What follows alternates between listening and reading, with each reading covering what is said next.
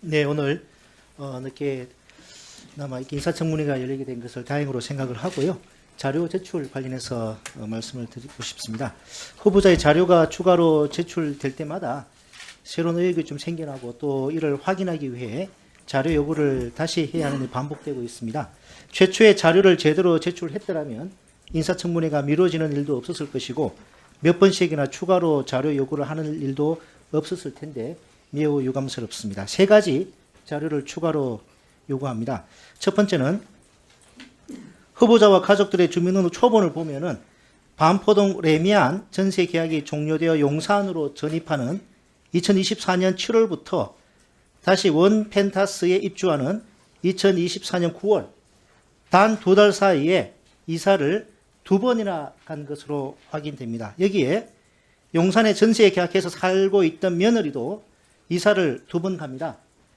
서류상으로 보면 2달간 가족들이 4번이나 이사를 한 것입니다. 실제로 이사한 것인지 의문이 들 수밖에 없습니다. 이때 그 당시 이사업체와의 계약 서류 등 증빙 자료를 제출해 주시길 바랍니다. 그리고 장남의 산타페 차량의 반포동 원펜타스 아파트 출입 기록을 제출하라니까 출입 기록은 물론 제출 안 했고 주로 세종에서 생활해서 원펜타스에 등록하지도 않았다고 답변을 했습니다. 만약 그렇다면 며느리가 전세 계약을 해서 살고 있었던 용산구 아파트에 해당 차량이 등록되어 있었는지도 확인을 해야 할 것입니다.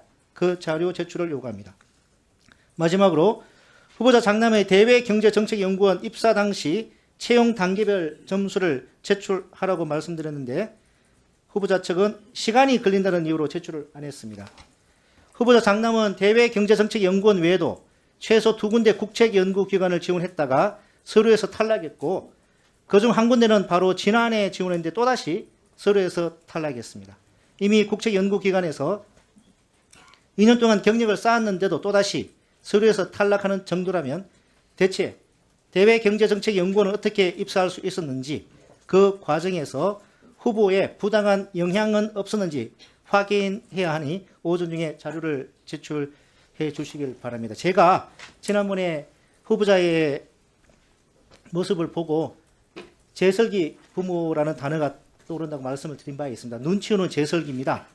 부모가 자녀의 행복을 위해서 눈을 치우는 재설기 역할 할 수 있다고 봅니다. 하지만 그 재설기가 자녀 앞에 있는 그 눈을 치워서 다른 자녀 앞에 놓는 그런 재설기 역할을 했다 그러면 공직자로서 자격이 심히 의심된다고 할 수밖에 없겠습니다. 그런 취지의